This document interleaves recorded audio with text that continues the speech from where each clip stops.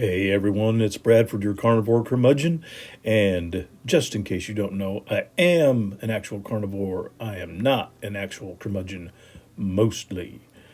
This little video is a compilation of what I ate this week, the fourth week of March, as I carnivore through the month of March, marching on towards the end of the month here, and I got started on March the 22nd, a Wednesday, with some pulled pork I had left over, and I believe that this was the last of my stuffed chicken legs, which were delicious. If you haven't seen that video, check it out.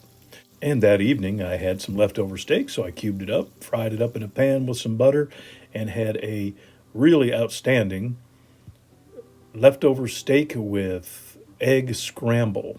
Sometimes I forget how delicious some simple dishes can be. In fact, the very next day, I was inspired for my one meal that day to fry up some leftover steak with some lamb shoulder that I cubed up. And I cooked this in garlic butter. So I added some garlic cloves to flavor the butter, warmed it up, then took the garlic cloves out and finished all the meat in the pan. And this was just about better than I can even describe. The flavor with the lamb and the garlic was outstanding, and then a couple of fried runny eggs on top made this for a highlight. In fact, I've been looking for lamb on sale ever since I made this because I want to make it again. If you have a chance, give it a try. If you do garlic, it really lends a beautiful flavor to that lamb. Then March 24th, I had breakfast at my desk, and I actually scrambled up some eggs at home, and then and I had some chicken livers that I had fried up the night before. I usually share a bucket of those with the dog every week or two, and I just brought this to work and warmed it up gently, and it worked out great. Had half the day off that day, and so I made a video that afternoon on fish and chips and Hushpuppies. If you haven't seen that video, please give it a try. The fish was amazing, and so were the Hushpuppies. Then March 25th, Saturday morning, got myself started off with a hearty breakfast of leftover lamb and some bacon and an egg scramble, all tossed in a bowl.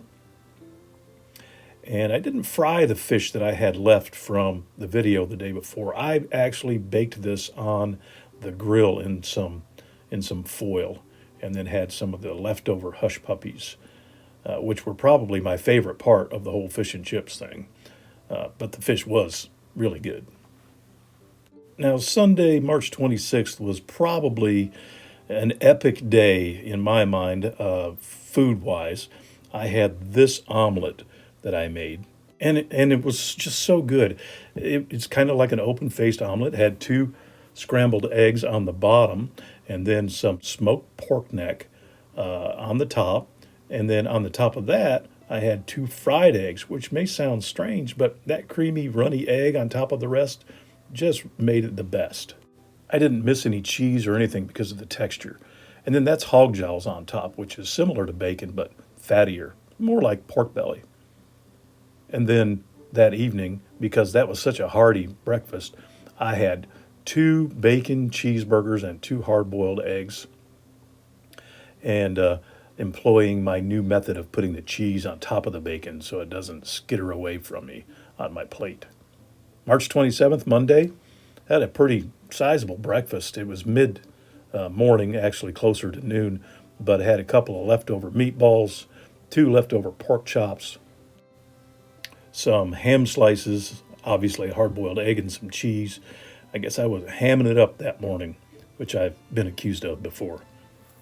Then that night, it was an Auto Wild kind of night. Got the Auto Wild out and fired up three nice T-bone steaks that were not only great that night, but we had for the next couple of days if we wanted.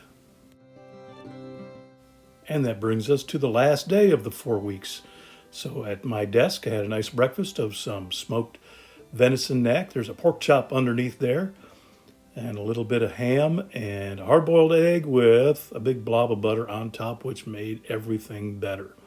This was a very hearty breakfast, and of course I was not especially hungry in the evening, but I had already marinated the night before these venison hearts and these venison kidneys, and believe it or not, those are the balls of a little button buck that I thought was doe when I harvested it. And they made a very delicious treat. If you've never tried venison heart, I can promise you it tastes an awful lot like filet mignon. It might be just a little bit softer in texture, but the flavor is great. Now, my wife says she tastes a little bit of mineral taste in there, but I don't. I do, however, in the kidneys. And I got another video about this cook coming up. So that was week 4. And I hope you enjoyed seeing what I stirred up. I'd love to hear what you had this last week. And if you try any of these things, let me know. Until then, hope to see you next time.